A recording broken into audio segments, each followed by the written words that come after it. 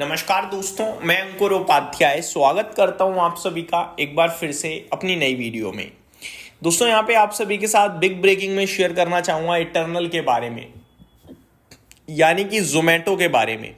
आज इस कंपनी के शेयर में 5% की तेजी थी और इस कंपनी के लिए बहुत बहुत बड़ी खबर आई है आज। दोस्तों इस कंपनी के नतीजे तो आए ही आए हैं, लेकिन इस कंपनी के जो फाउंडर थे, जिन्होंने कंपनी खड़ी करी बनाई, उन्होंने इस कंपनी के सीईओ पद से रेजिग्नेशन दे दिया है। जी हां दोस्तों, यानी कि दीपेंद्र गोयल साहब, जिन्हें आप बहुत अच्छे से जानते हो, पहचानते हो। देखो बहुत सारी कंपनियां बाजार में हैं, बहुत सारी कंपनियां देश में हैं, बहुत सारी लिस्टेड है, बहुत सारी अनलिस्टेड है, लेकिन सबके सीईओ फेमस नहीं होते हैं।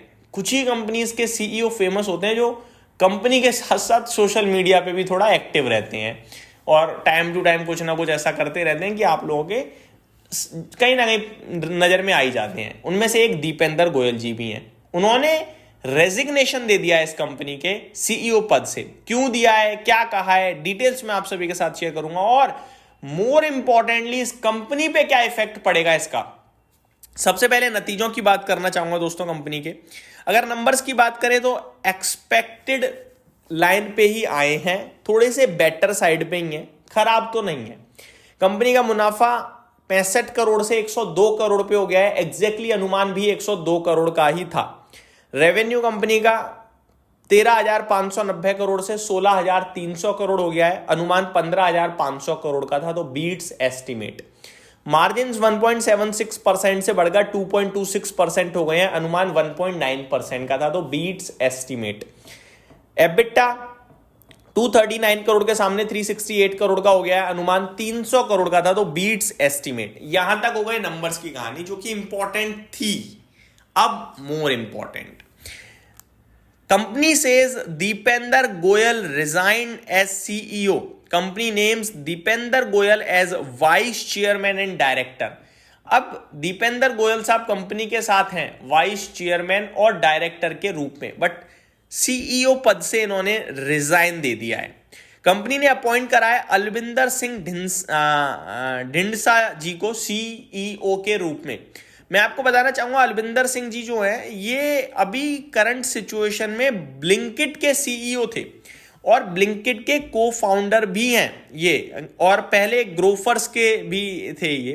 तो कहने वाली बात ये है कि कंपनी के साथ पहले से थे और बढ़िया बढ़िया काम कर रहे हैं। ब्लिंकिट इन्हीं की देन है और ब्लिंकिट ही आज की डेट में जोमेटो से भी बढ़िया, मेरे को तो ये दिखता है क्लियर कट। तो ये अब सीईओ बने हैं, तो ये कोई नया नाम नहीं है कंपनी के लिए। तो ये मैनेजमेंट बदलाव भी इंटरेस्टिंग होगा। मैं देखना चाहूंगा कल बाजार इस पे कैसे रिएक्ट करता है। ठीक है, Deepinder Goyal resigns as CEO effective February 1। 1 फरवरी से ये सीईओ से पद से रिजाइन दे देंगे और Albinder Singh appointed CEO effective हो जाएंगे 1 फरवरी से। Company says they expect YoY food delivery growth to inch up gradually 20% over time.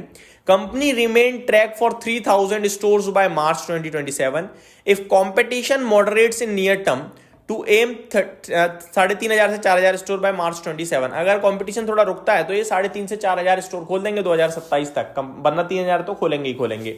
Company believes it can handle most effects of Indian social security code. No anticipation of alternation in long-term margin forecast for any businesses. Company believes district can reach $3 billion new businesses with 5% adjusted EBITDA margin by FY30. Monitoring details of labor codes without expected impact on P&L. Expects annual food delivery growth to gradually reach 20% over time. तो ये कुछ चीजें जो company ने कही हैं, but कहीं ना कहीं दीपेंद्र साहब का सीईओ पद से रिजाइन देना थोड़ा हो सकता है बाजार को खले। बाकी कल पता चलेगा खलता है नहीं खलता। अब मैं आपके साथ दूसरी डिटेल शेयर करता हूं। दीपेंद्र साहब ने जो रिजाइन दिया है वो क्यों दिया है, इसके पीछे भी दोस्तों रीजन है।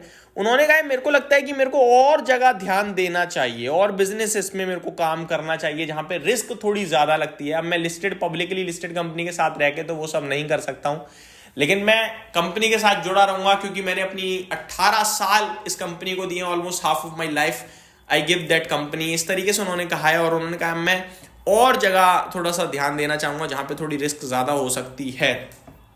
देखो भैया, सिंपल बात मैं अपने हिसाब से बताना चाहूंगा। दीपेंद्र साहब ने कंपनी बनाई, बढ़िया है। दीपेंद्र साहब ने पैसा बनाया, बहुत अच्छा। क्योंकि जोमेटो को लेकर मैं एक ही चीज बोलता हूँ इटर्नल को लेकर, कि आज की डेट में आप इन्वेस्ट करके ना इटर्नल में मोटा पैसा नहीं बना पाओगे। 3 लाख करोड़ की कंपनी ऑलरेडी हो चुकी है इटर्नल, समझ रहे हो बात को। अब ये वो नहीं रही है जो मतलब 50, 100, 10, 20 हजार करोड़ की मार्केट कैप, 3 लाख करोड़ के मार्केट कैप पे कंपनी। यहाँ से 10 गुना पैसा करना अब आसान नहीं होने वाला है। मोटा पैसा तो अनलिस्टेड मार्केट में लोगों ने बना लिया, तो दीपेंद्र साहब ने भी बना लिया है। अब वो दोबारा कोई नई कंपनी खड़ी करने वाले हैं, हो सकता है क्या करें क्या ना करें, पर उनके लिए उतना मुश्किल नहीं होगा खड़ी करना, क्योंकि उन्होंने खड़ा किया है।